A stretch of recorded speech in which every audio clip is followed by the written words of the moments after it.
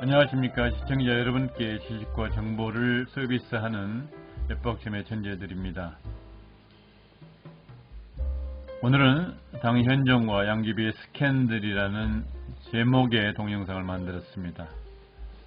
이 자료는 30여 가지의 사료와 현장 방문을 통해서 정보를 수집하여 요약한 내용입니다.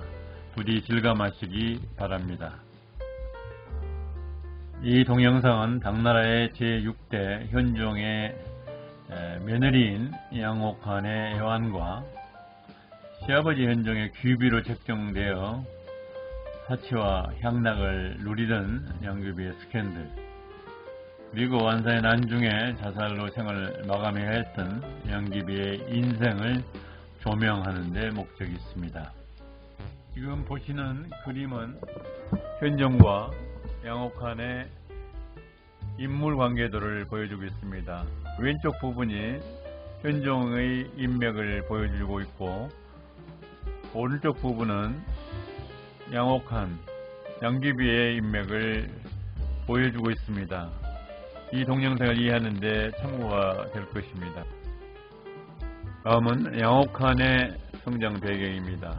양옥한은 스탄성 어느 마을에서 태어나 가정의 형편 때문에 10살 때부터 작은아버지 양현교의 수양딸로 성장을 했습니다. 양옥한은 출중한 외모를 가지고 총명하며 영악하며 가무에 능하였습니다. 그녀는 아름답게 성장함으로써 그녀를 꽃이 부끄러워 고개를 수그린다는 뜻인 수하 또는 절대 가인으로 불렸습니다. 다음은 수왕과 양옥한의 결혼입니다. 수왕 이모는 현종 이윤기의 50명의 자녀 중에 18번째, 왕자로는 15번째이고 무해비의 3자녀 중 독자이자 막내였습니다. 수왕은 관우인자 하며 겸허하고 상대방을 공경하는 성품의 소유자였습니다. 그는 자기 누나의 결혼식 들러리를 선 양옥한을 보고 첫눈에 반해버렸습니다. 양옥한은 얼굴이 예쁘고 몸매는 풍만했고 춤과 음악이며 바둑, 서화 등에 능한 교수였습니다. 수왕과 17세인 양옥한은 결혼을 해서 10년간 행복한 시절을 보내며 스라의 두 아들 이애와 이배를 두었습니다. 수왕의 어머니인 무예비는 자기 외아들 수왕을 태자로 만들기 위해서 현종의 눈밖에 날 정도로 적극적으로 노력했지만 뜻을 이루지 못하고 병사하고 말았습니다. 이 동영상의 주인공인 현종의 치세와 여성 편력입니다. 현종 이윤기는 청년 시절부터 풍모가 수려하고 위세가 비상하였습니다. 27세 당나라 최전성기의 즉위에서 황제로서 44년 동안 재위하였습니다. 현종은 성격이 과단성이 있고 재주가 넘쳤으며 다정하면서도 예능의 일각견을 가지고 있었습니다. 그는 특히 시와 노래와 춤을 좋아했고 작곡까지 할 정도로 풍류를 즐길 줄 아는 군왕이었습니다. 그는 재위 중 여색을 좋아해서 궁녀의 수가 4만 명에 이르렀고 황비와 후궁들이 낳은 스라의 자녀가 50명 가까이 됩니다. 그러나 현종이 가장 총애하던 무예비가 40세의 나이로 세상을 떠나자 외로움에 몸부림을 치며 대타를 찾으려 노력했습니다. 평생 동안 그에게 충성을 바치며 친구 같았던 고력사 환관입니다. 고력사가 이를 간파하고 많은 여자를 물색해 해서 황제 앞에 대령했지만 마음에 내키지 않았습니다. 이 동영상의 좋은 점이나 미흡한 점 또는 의문사항을 댓글로 달아주시면 저에게 매우 큰 도움이 될 것입니다. 5번째, 도교사원의 태진도사 양옥한입니다. 어느 날 현종은 온천장에서 우연히 마주친 며느리 양옥한의 얼굴에서 죽은 무해비와 비슷한 면모를 느끼어 그녀에게 친정이 발동하여 오매불망 마음이 쏠려버렸습니다. 그러나 상대가 며느리이기 때문에 후궁으로 들이지 못해 안달을 하다가 그 방면에 탁월한 능력을 가진 환관인 고력사와 여동생인 옥진주에게 도움을 청합니다. 이에 두 사람은 옥환 22세, 옥환을 현종 56세의 후궁으로 만드는 전략을 수립해서 추진하게 됩니다. 이에 현종은 무해비의 명복을 빌리기 위해서 직계 며느리인 수왕비 옥환을 옥진관에 입독해 하여 도사로 임명하여 일단 남편인 수왕과 떼어놓게 됩니다. 그 결과로 옥환은 수왕과 두 아들과는 생이별을 하게 되었고 부부의 연도 끝나게 만들었기 때문에 남편은 크게 반발했지만 부왕의 뜻을 꺾지는 못했습니다. 대신 현종은 수왕에게 유례향이라는 새 왕비를 맞이하도록 배려했습니다. 현종은 태자로 장유유서를 내세워서 평왕을 지명하였습니다. 수왕실에서 출가하여 도교사원에 입도한 옥환은 옥진관에 먼저 입도한 옥진공주와 친하게 지내면서 불만을 삭히게 됩니다. 옥진공주는 오빠인 현종의 재촉을 받아서 옥환과 현종이 공통적으로 취향에 걸맞는 가모와 시와 음악을 즐기는 기회를 자주 만들어 두 사람이 가깝게 다가가도록 유도했습니다.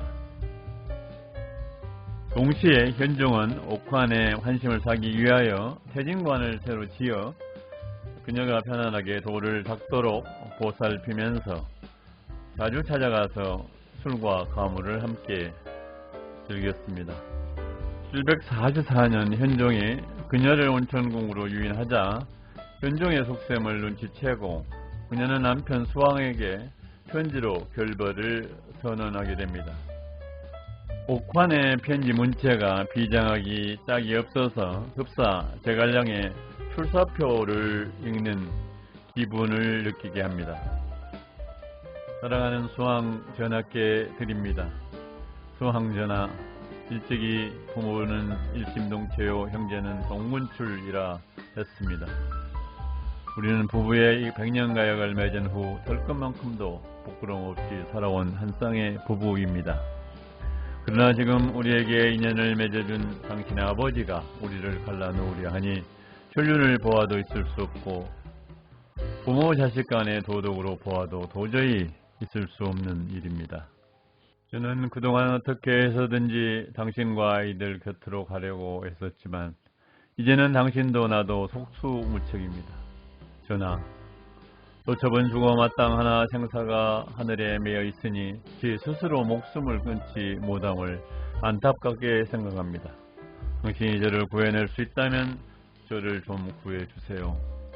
저는 천추 만대의 더러운 오명을 남기려고 당장 황제의 침실로 가야 합니다. 사랑하는 수왕 전하, 저는 지금 이 글을 올리면서 눈물이 앞을 가려 공간할 수가 없습니다. 당신을 생각하면 더더욱 눈물이 쏟아지고 아이들을 생각하면 목이라도 매서 죽고 싶지만 죽지 못하여 치욕의 오명이 되고도 남을 황명을 받아 여산에 있는 황제의 침궁으로 가야 합니다.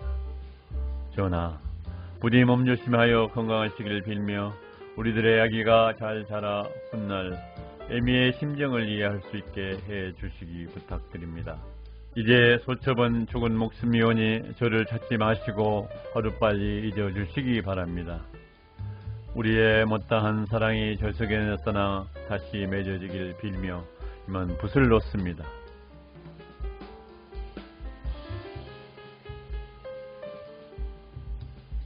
옥환과 현종은 온천의 상량궁에서 그날 밤을 보냈습니다. 그날 밤 현종은 옥환에게서 총애했던 죽은 무예비의 모습을 분명하게 보고 만족스러운 밤을 보냈습니다. 현종은 옥환을 황후로 책봉하려고 했지만 조정에서 반대하는 세력이 많아서 대신에 취부로 책봉하였습니다. 이를 축하하는 자리에 참석한 수왕은 아내를 현종에게 빼앗기고 제자자리까지 평황하게 빼앗기게 되어 속수무책을 한탄하며 그날 저녁 자살하고 말았습니다. 우궁이 된 양귀비는 현종의 마음을 알아차리는데 남다른 감각을 갖고 있었습니다. 때문에 현종이 원하는 바를 챙겨서 행동에 옮김으로써 현종의 총애를 독차지하게 되었습니다. 현종은 양귀비를 자신의 말을 이해하는 꽃이라는 뜻으로 해어화라고 불렀습니다. 이 동영상의 좋은 점이나 미흡한 점 또는 의문사항을 댓글로 달아주시면 저에게 매우 큰 도움이 될 것입니다. 다음은 화천궁과 양귀비의 미모 관리입니다. 현종은 양귀비를 총애하였기에 양귀비를 위하여 화천궁의 시설을 보완하여 양귀비가 건강과 미용을 관리하는데 부족함이 없도록 배려했습니다. 구당서에 따르면 양옥한의 키는 164cm, 몸무게는 69kg, 또 다른 역사서에서는 키는 155cm에 65kg에 달하는 통통한 몸매를 가지고 있다고 기술되어 있습니다. 구당서에서는 조비연과 양귀비를 연수환비라 표현했습니다. 다시 말하면 전한 성제의 황후인 조비연은 말랐어도 미인이었고 옥한은 뚱뚱해도 미인이었다고 표현되어 있습니다.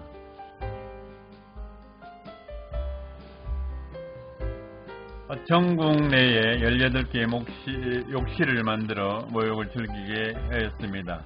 양귀비는 해당탕에서 모욕을 자주 하면서 화장품을 두루 사용했는데 그 이유는 자신의 암내를 없애는 데 목적이 있었다고 합니다.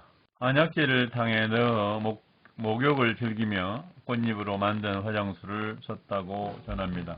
양귀비는 피부 미용을 위하여 미소년의 소변까지 마셨으며 당나귀 고기를 삶은 사교를 상복하였습니다. 현종은 양귀비의 미용에 좋은 여주를 800km나 떨어진 곳에서 매일 아침 배달하도록 지시했습니다.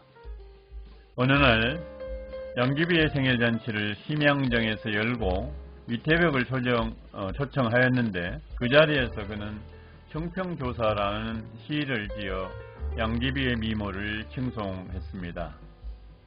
구름은 그대의 옷인 듯 꽃은 그대의 얼굴인 듯한데 봄바람은 난간을 스치고 이슬 맺힌 꽃은 농염하기 그지없네. 만일 군옥산 꼭대기에서 본 서황모가 아니라면 필시 달 밝은 여대에서 만난 선녀가 틀림없네. 한떨기 농염한 꽃 이슬이 향기를 머금었고 구름이 비가 되겠다던 무산 선녀도 애만 끓는구나. 다시 묻노니 그 옛날 한궁의 미녀들 어찌 그대와 비하리요. 아리따운 조비연이 단장하고 나온 듯 하여라. 모란 것도 경국지색의 미인도 즐거움에 취한 듯 우리 임금 기뻐서 바라보며 미소 짓네. 달랑이는 봄바람에 온갖 근심 보내고 미인은 심형정 북쪽 난간에 기대어 서 있네. 다음은 양귀비의 친인척의 권세 확정입니다. 현종은 양귀비가 천가하는 생부모를 포함하여 일가친척 15명에게 관직을 챙겨주고 환심을 샀습니다. 특히 건달 출신인 육촌 오빠인 양국충은 시랑을 시작으로 의사대부, 재상, 전쟁 후에는 중서령의 직위를 부여했습니다. 752년 재상은 이 림보가 죽자 양국충을 재상으로 임명함으로써 그는 42개의 자리를 한꺼번에 독차지하였습니다. 황제 같은 권세를 가지고 뇌물을 챙기다 보니 백성들의 지탄을 받는 대상이 되고 말았습니다. 다음은 양귀비의 사랑과 전쟁입니다. 현종은 양귀비를 총애했지만 눈밖에 났던 때도 있었습니다. 첫 번째 사건은 현종의 형인 영양과 양귀비가 데이트를 하는 사건이 발생했습니다. 영왕이 연애 도중에 양귀비와 따로 만나 피리를 불며 놀았던 것입니다. 이에 화가 난 현종이 양귀비를 양씨 가문으로 쫓아내버렸습니다. 이에 양귀비는 차라리 궁중에서 죽음을 맞이하겠다고 엄포를 놓자, 이에 놀란 현종은 양귀비가 좋아하는 여주를 선물로 하사하고 양귀비를 궁으로 불러들였습니다. 두 번째, 현종과 매비 사이에 양귀비가 끼어들었습니다. 옥환이 태진도사로 있을 때 현종의 사랑하는 매비의 정원에서 매화를 꺾었다고 시비가 있었고, 일행이 길을 잘못 들었다고 매비로부터 수모를 겪자 매비에 대해 두고 보자는 앙심을 품게 되었습니다. 옥환은 현종에게 고에 바쳐서 매비의 매원의 반을 빼앗아 자기 정원으로 만들어 버렸습니다. 매비가 이에 불만을 터뜨리자 현종은 매비를 상양궁으로 내쫓아버렸습니다. 그러나 얼마 후 현종은 궁중에서 쫓겨나가 있던 매비가 그리워 궁전으로 데려와 회포를 풀려고 했습니다. 현종이 매비와 동침한다는 정보를 입수한 양귀비는 형제가 매비와 회포를 풀기도 전에 침소를 쳐들어가 강짜를 부렸습니다.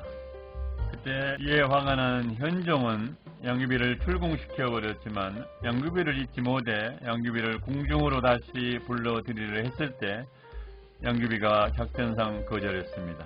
흑발 한 오라기를 잘라내어 환관에게 건네며 말했습니다. 내 몸에 달고 다니는 것은 모두 폐하로부터 받은 것이옵니다. 단 머리칼과 몸은 부모로부터 받은 것이오니 이 머리칼 하나를 폐하에게 남겨 미약 하나마 감사의 징표로 삼고 내가 죽어 얼마간 죄만이라도 갚아볼까 합니다. 이 말을 전해 들은 현종은 놀래서 황급하게 양귀비한테 몸소 달려가서 궁으로 데려왔습니다. 이후 양귀비에 대한 현종의 총애는 더 깊어졌다고 합니다. 세 번째는 양귀비의 둘째 언니인 괴국 부인과 현종이 동침을 하려 하자 질투를 했습니다. 당 현종은 아름다운 괴국 부인에게 빠져 양귀비에게 입궁시키라고 명하였지만 그녀는 이를 거절하였습니다. 그러자 현종은 양귀비에게 잠시 사가에 나가 있으라고 명령했습니다. 양귀비가 쫓겨나가 있는 동안 괴국 부인이 현종의 수발을 들며 동침하였습니다. 결국 괴국 부인은 양귀비 반대로 후궁으로 책정되지 못했죠. 양귀비는 족벌들의 청원에 힘입어서 항공을 해서 지위를 회복하게 됩니다. 다음은 알록산의 양귀비 공약입니다. 알록산은 이민족 출신으로 파란 눈을 가진 200kg에 달하는 거구이며 국경전투에서 전공을 세워 현종의 신임이 두터운 장군입니다. 알록산은 절도사로서 변방을 지키고 있는 장군이었습니다. 그는 737년 돌골족이 당나라를 침범하자 돌골장수를 사로잡아 장안에 호송하는 전공을 세웠습니다. 그는 현종으로부터 2달 동안 포상휴가를 받아 시안의 관리들을 만나 정보를 주고받았습니다. 옥환은 태진도사로 있을 때 옥진관에서 알록산을 처음 만나 호감을 갖고 함께 호선물을 추며 술을 마셨습니다. 옥환은 그가 술을 잘 마시고 호선물을 잘 추는 남자이며 투박하지만 농담도 잘하는 남자로 기억을 하고 있었습니다. 백교이의 시 호선녀의 한 귀절에 나옵니다. 공안에는 양귀비, 후궁박태는 알록산이 호선물을 잘 춘다고 하네. 외로운 시절 태진도 양옥하는 알록산이 즐겁게 해주어 좋은 인상을 간직하고 있었습니다. 태진도사님, 제가 태진관에 놀러가도 되겠습니까? 언제라도 오세요.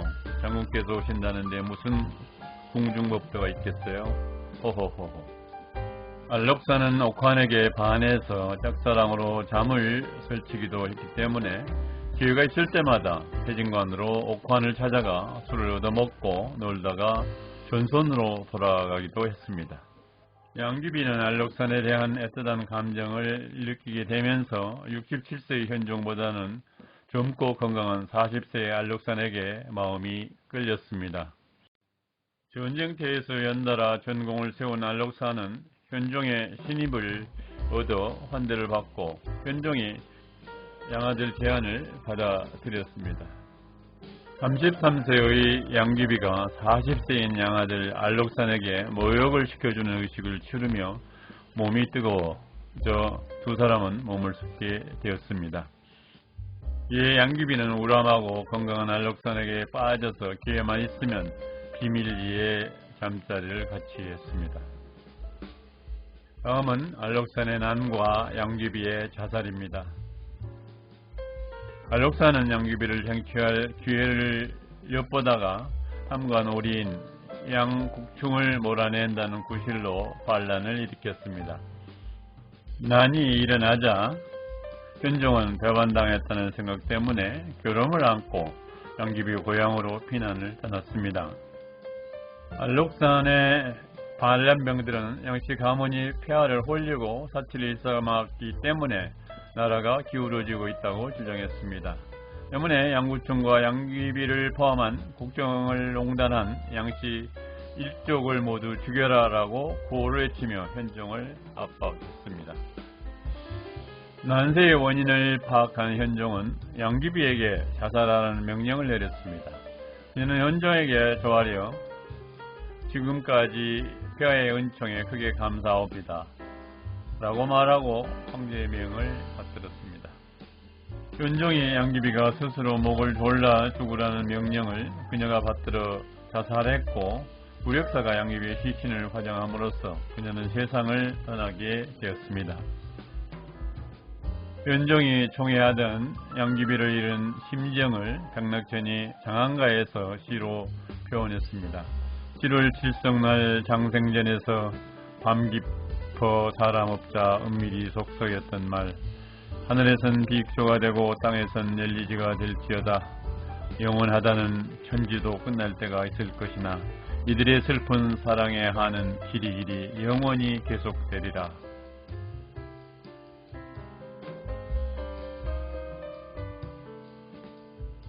구독 무료입니다. 엄지 표시로 되어 있는 좋아요와 공유 버튼을 눌러 주시고 이 동영상의 좋은 점이나 미흡한 점 또는 의문사항을 댓글로 달아주시면 저에게 매우 큰 도움이 될 것입니다.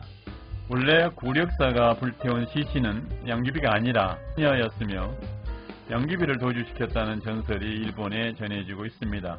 양귀비가 도시 없는 배를 타고 일본으로 건너가 상륙하여 땅에 쓰러졌는데 야마구치현 주민들이 양귀비를 발견해서 구해주어 거기서 더 살다가 죽었다는 전설이 내려오고 있습니다. 이 지역에는 실제로 양귀비의 무덤과 사당이 관리되고 있다고 합니다. 오늘 동영상은 여기까지입니다. 시청자 여러분 끝까지 시청해 주셔서 대단히 감사합니다. 다음 동영상은 장현종의 후궁 양귀비와 프랑스의 루이 16세의 왕비 마리 앙뚜아네트의 비교라는 동영상을 만들어 올리겠습니다. 지속적인 성원과 구독을 부탁드립니다. 다음 시간까지 안녕히 계십시오.